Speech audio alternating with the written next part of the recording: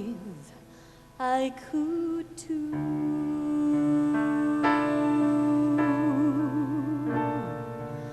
Then go with a boy or two,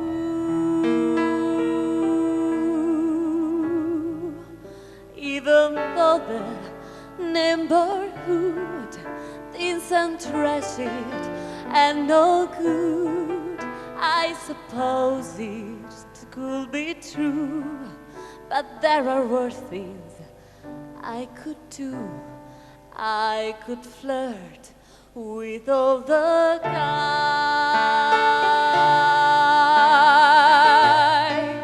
smile at them and but my eyes press against them when we dance, make them think they stand a chance. They refuse to see it through. That's a thing I'll never do. I could stay up every night,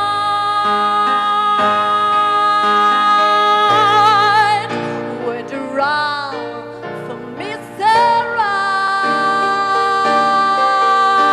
Right, take her showers every day, and threw my life away on a dream that won't come true. I could hurt someone like me.